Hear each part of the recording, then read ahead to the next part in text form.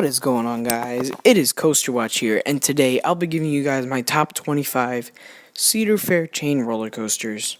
So I've never been to any Cedar Fair park, and these parks are looking like some of the best theme parks in the entire world. Like, you got places like Cedar Point, Kings Island, Carowinds, Canada's Wonderland, King's Dominion, Knott's Berry Farm. That's just about half the chain right there. But these parks produce some of the greatest coasters in the world, and I'm going to be counting them down on a top 25. So I'm basically just using this to compare this to after I go to all 11 parks in the chain. There's one park on here that doesn't have any roller coasters, which is Valley Fair. But, hey, I'm just doing that to shout them out real quick. And just to know, all of these pictures are Credit Roller Coaster Database. Go check them out. They post some cool videos and pictures and such. Anyways, let's get right into the video. The countdown. The grind. So starting off at the number 25 spot is Steel Force at Dorney. Now, the thing about this coaster is that I heard it's pretty uncomfortable. Well, it is an older hyper, so you should probably assume that walking in, but I'm a skinnier guy, so I feel like I'll be able to tolerate that pretty well. And at the number 24 spot is Volcano the Blast. Now, I feel like this is a short ride, and it kind of has a cheetah hunt effect, where the first launch just isn't very fast, and the second launch already has good speed, but it just makes it faster, so the launches won't be as intense. I don't know. That's probably just me. Number 23, you're either going to love me or hate me for this, but this one is the Beast at Kings Island. Now, this coaster is pretty smooth for a coaster of its age, and this thing gives legendary night rides, and you're in the middle of the forest, and it's awesome. Now, if this thing weren't in the forest, this would be one of the worst coasters ever created, and it's a nice long ride, and the pacing is good. It just doesn't really do too much. That's my big thing. It's just not intense. It doesn't really do anything. Number 22 is Accelerator at Knott's Berry Farm. This thing has a crazy, insane launch. This is basically an intimate accelerator top hat thingy. But this one has an overbank turn and a helix. See, instead of just the top hat and then the brakes. Number 21 is Firehawk at Kings Island. Now, here's the thing with flying coasters. I'm just not a flying coaster fan. I'm really not. And I heard this is one of the better Vekoma Flying Dutchmans, even though there's only 3. This doesn't look like a bad ride by any means whatsoever. It's just, I just don't like flying coasters. It's not that I don't like them, I just don't. They're not usually as forceful. Coming in at number 20 is Flight Deck at California's Great America. This thing only goes upside down 3 times. But, this thing looks like a killer ride. Pulls some cool G's, some nice G's. And, all inverts are good inverts, if you ask me. Coming in at number 19 is Talon at Dorney Park. And the thing about this coaster is that it looks great. It looks very graceful and smooth, and the 0G roll looks insane. This just looks like such a graceful ride. It kind of gives me like a Banshee feel, but it's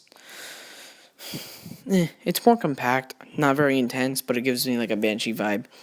Number 18 is also a B&M invert. It is Patriot at Worlds of Fun.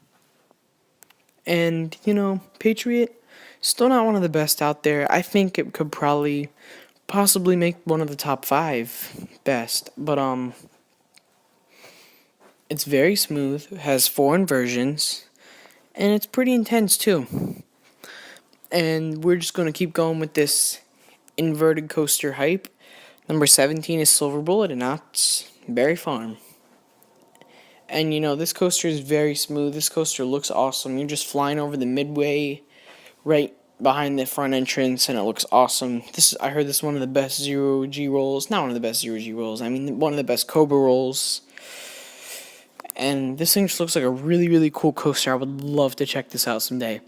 Number 16 is Gold Striker at California's Great America. And this is a pretty good GCI. It's pretty smooth, has some nice airtime moments. Just looks like a really fun ride. Just like most Cedar Fair wood coasters, they're not about the crazy ejector air. They just look fun. And coming in at number 15 is the Top Thrill Dragster. And now, this coaster is just short. I mean, this is about the same as Accelerator's drop. It's much larger, but it's a twister drop, so it kind of loses points for that. And the launch is just awesome. If you're sitting in the front row, you go flying.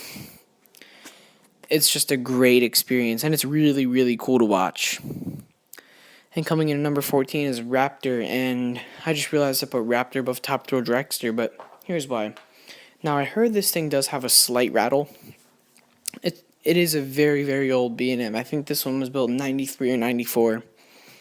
But it still gives some nice forceful rides. It has such an old school B&M feel. Cobra Roll's a little shaky, I heard. But I mean, this does look like one heck of a ride. And yeah, it's nice and forceful. And it's one of the larger inverts. Coming in at number 13, which I think if I ride this, it's going to be a lot higher. This one is Behemoth at Canada's Wonderland. Now, this is the worst hyper on the list, but I feel like this has the potential to break top 5. Because this thing looks like it has insane airtime, like probably better than Mako and Diamondback and Goliath and all those other great hypers out there.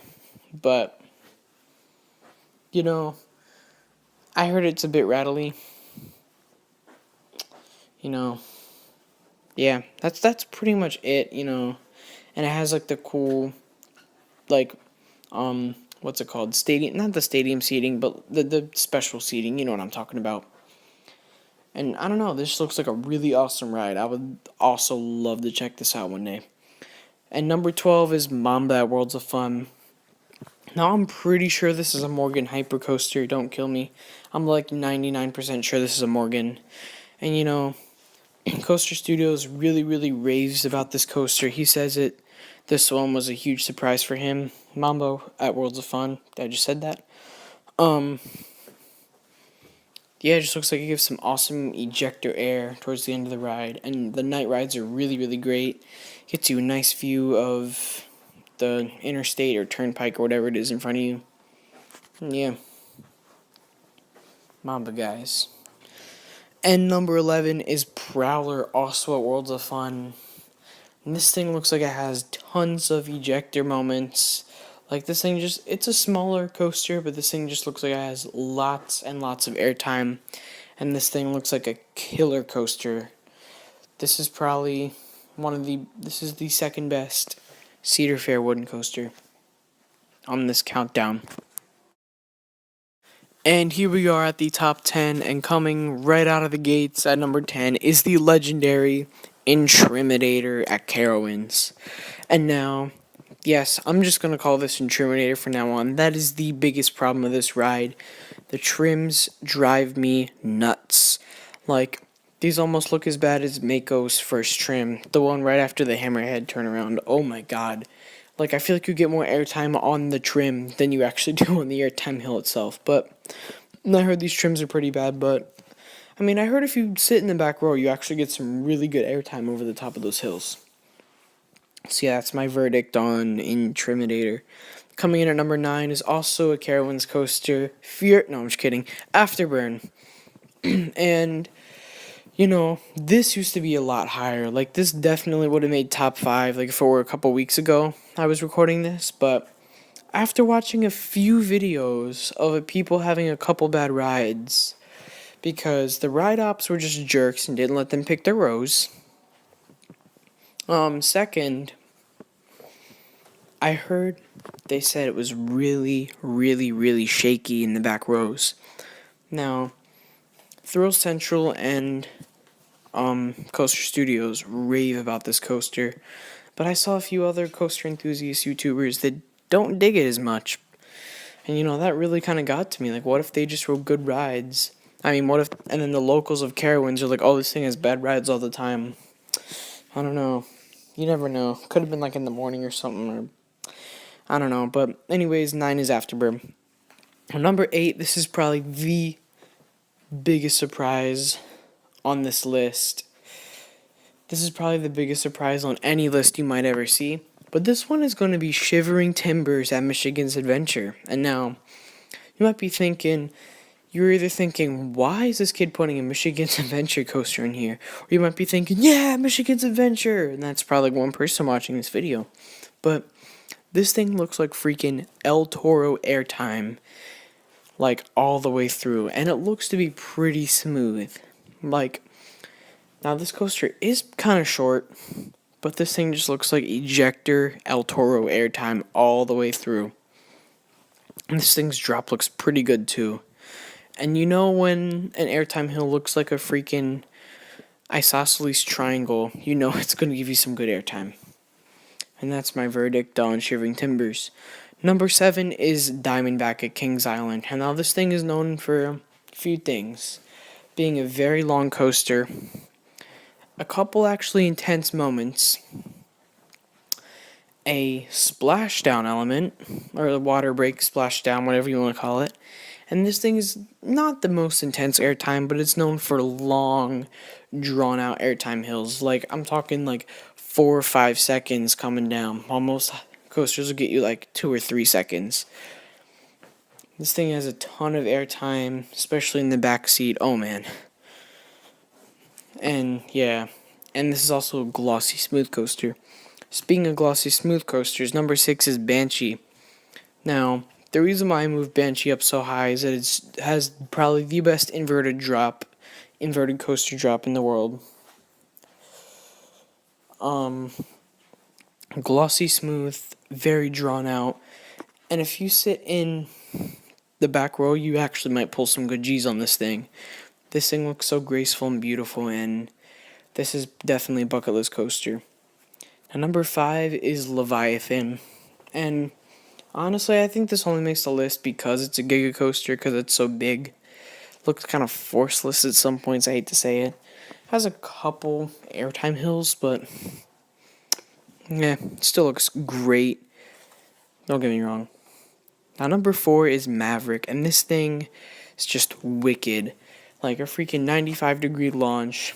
Like, the whole ride is intense, and then you just stop, and then it all builds up to this giant launch. It's pretty nice launch. It's not an incredible launch, but it's a good launch.